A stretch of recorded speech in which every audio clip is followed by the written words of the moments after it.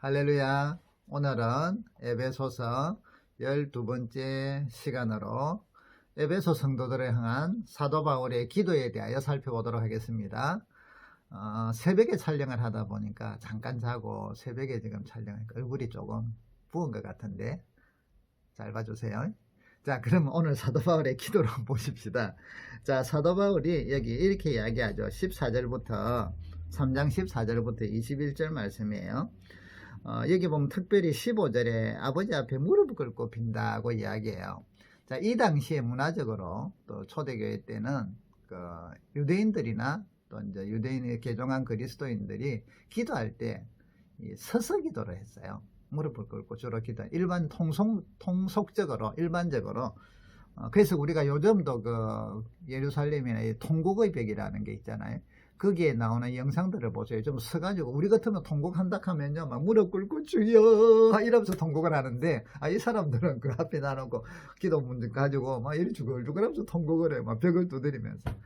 이 사람들은 서서 이제 기도하는데 여기서 특별히 바울께서 무릎을 꿇고 기도한다. 이거는 좀 더 보통 때와 다른 거죠. 그래서 이 무릎을 꿇는다는 것은 바로 하나님에 대한 경외심, 하나님에 대한 복종, 또한 에베소 성도들을 향한 바울의 지극한 사랑, 이것들이 여기에 포함되어 있다는 거죠. 얼마나 그들을 사랑했으면 또 하나님 아버지에 대한 경외심과 간절함을 가지고 이렇게 기도한다. 그래서 무릎 꿇고 기도했다.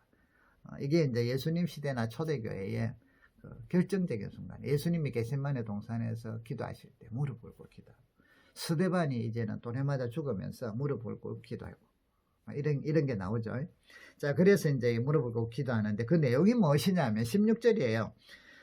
그의 성령으로 말미암아 너희 속사람을 능력으로 강건하게 해주시고. 자, 여러분, 속사람, 우리가 이제 회심을 하고 나면, 예수 그리스도를 믿게 나면 새로운 피조물이라 했잖아요.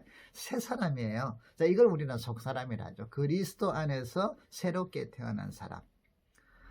성령으로 말미암아 새롭게 된 그리스도인의 전 존재, 지정의를 포함한 모든 존재를 이제 속사람이라고 하죠. 자, 이 속사람이 어떻게 돼야 돼요? 강건해진다. 여러분, 왜 이 기도를 했을까요? 에베소 교회는 이야기된 에베소라는 지역 자체가 뭐래죠? 아데미 신을 섬기면서 또 그것이 저그들의 자랑거리다 보니까 이게 뭐냐면 아데미 신은 풍요의 신이라 했잖아요. 음란해요. 그래서 그 사제들이라든지 전부 창기들이단 말이에요. 창녀들이단 말이에요. 그래서 이 도시 자체가 음란한 기가 그냥 흘러. 제일 음란한 데는 고린도예요. 고린도는 완전 그들은 음란한 진짜 주도적이고, 이 에베소도 그랬단 말이에요. 자, 그러면 이 음란한, 도덕적으로 음란하고 문란한 이런 도시에서 그리스도인들이 그리스도를 닮아 거룩한 삶을 살려고 하면 속사람이 약해갖고는 이겨낼 수가 없어요. 우리는 쉽게 말하면 믿음이 강하면 이제 이해가 쉽잖아요. 믿음, 속사람, 그렇게 합시다. 믿음으로 움직이는 인격체, 그리스도의 믿음의 사람. 이거 이제 이때는 말할 때 이 믿음이라는 게 어떤 그게 아니라 인격 전체를 말하잖아요. 이 속사람이 강해져야 돼요. 두 번째는요, 우상의 도시를 했잖아요. 이 아데미 신뿐 아니라 황제 숭배, 또 오만 마술들, 잡단. 그러면 우리 그리스도인들이 이 영적 전쟁하고 부딪히는데 속사람이 약하면 날마다 쓰러지죠. 속사람이 약하면 의지도 있고 감정도 있고 이런 게 다 있는데 속사람 속에는요 생각도 있고. 그래서 성도들은, 여러분, 특히 에베소 성도들은 속사람이 강해져야만 그것에서 이방인들에게 복음도 전하게 되고 담대히 전하고, 또 모든 고난이나 역경도 이겨낼 수가 있고, 죄의 유혹을 이기고, 박해와 고통 가운데서도 믿음으로 살 수 있는 이 속사람이 강해야죠. 오늘날 마찬가지, 우리도 마찬가지. 이 코로나 이런 것 때문에 비대면 예배를 드리고 이러니까 속사람이 약하면 믿음으로 자꾸 뚝뚝뚝뚝 떨어져요. 그리고 자꾸 편리주의로 나간단 말이죠. 하나님을 섬기고 경외함이 이제는 자기 중심으로 흐른다는 거죠. 내 방식으로 하나님을 섬겨. 근데 여러분, 분명하게 알아야 될 것은요, 창세기에 나오는 아벨과 가인의 제사 중에, 우리로 치면 예배 중에 가인이 드린 예배는 안 받으시고 아벨이 드린 예배는 받으셨어요. 가인이 드린 예배는요, 자기 속에 죄가 있고, 그러니까 이 분노가 있고 이런 것뿐 아니라 좀 자기 방식으로 드린 예배예요. 아벨은요, 좀 하나님이 원하는 예배를 드렸다는 것이죠. 그렇기 때문에 히브리서에서는 믿음으로 아벨은 예배를 드렸다고요. 가인은 믿음으로 안 드렸다고 이야기해요. 그래서 오늘날 마찬가지예요. 내 편리주로, 내 중심으로, 상황 속에서 내 생각으로 예배를 드리는 거, 믿음 생활하는 거, 주님하고 전혀 다를 수 있어요. 주의 마음하고. 그래서 이제, 그러면, 그리 안 되려면 속사람이 강해야 된다니까요. 자, 속사람은 무엇으로 강해져요? 16절에 보니까 성령으로. 그래서 여러분 사도행전에 보면 예수님의 제자들 보세요. 베드로부터 막 주와 함께 내가 죽을지언정 주를 따르겠습니다 하던 베드로가요. 말씀 얼마나 배웠어요? 3년 동안 주님과 함께 갔어요. 그런데도 불구하고 위협에 닥쳤을 때 그 계집 여정이 이 사람도 저와 같은 패다, 같은 당이다 라고 했을 때 아니다, 나는 절대 그렇지 않다고 막 목숨을 걸고 부인하잖아요. 그런데 그들이 오순절에 성령의 충만함을 받으니까, 성령의 능력이 임하니까 말씀에 이제는 살아 움직이는 거죠. 그래갖고 이제는 막 담대하게 전하잖아요. 오히려 막 고난받는 걸 기뻐하고 채찍에 맞는 걸 기뻐하고, 이야, 찬송하고.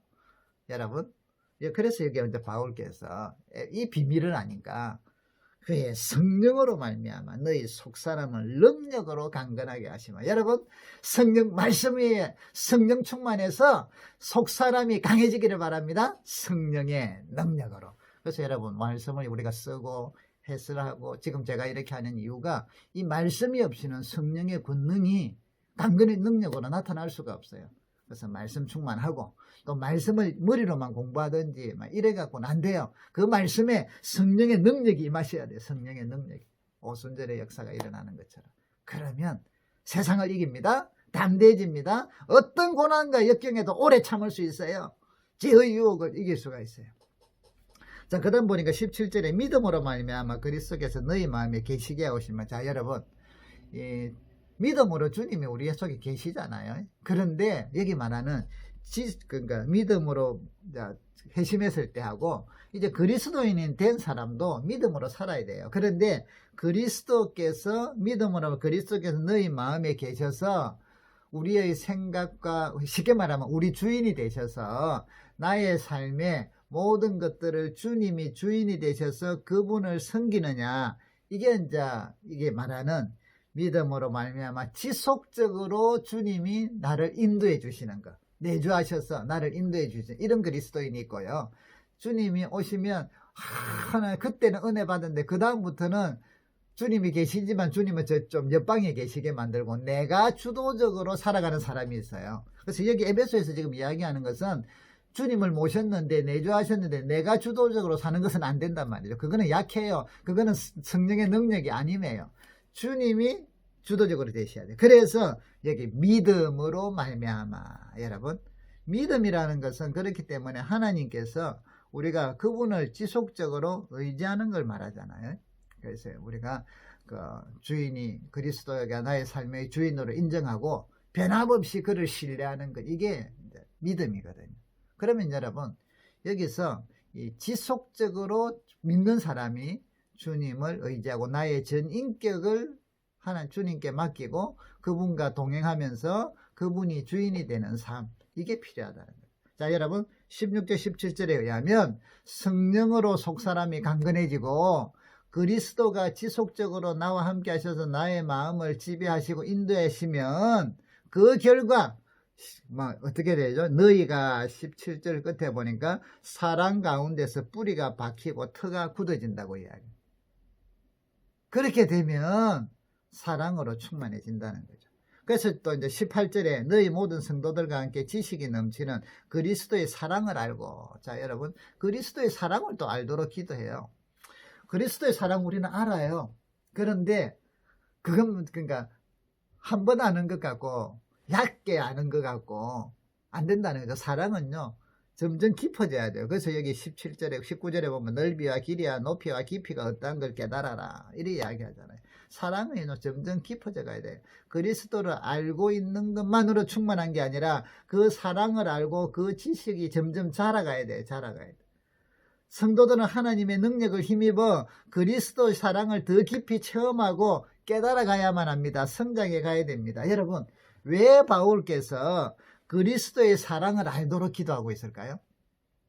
이제 4장부터는 보면 그리스도인의 삶에 대해서 나와요. 자, 그리스도의 사랑을 알아야 된 이유는, 그 목적은 그들이 다른 사람들을 사랑하고 영적으로 성장할 수 있기 때문에 그래요. 쉽게 말하면 그리스도의 사랑을 깊이 알아야 진심으로 다른 사람을 사랑할 수가 있고 진심으로 그리스도를 닮아서 성숙할 수가 있어요. 그래서 4, 5, 6장에 보면 이제 나중에는 뭐예요? 교회를 사랑하고, 그러니까 이제 아내를 사랑하는지 그리스도를 사랑하는 것 같이 하고, 남편을 사랑하고 복종하고, 또 자식과의 관계, 자식을 노하게 하지 말고 가르치고, 또 종과 상전의 관계, 자, 이런 인간관계에 대해서, 사회생활에 대해서 이야기하는데, 이게 거룩하게 되고 하려고 하면요, 다 뭐죠?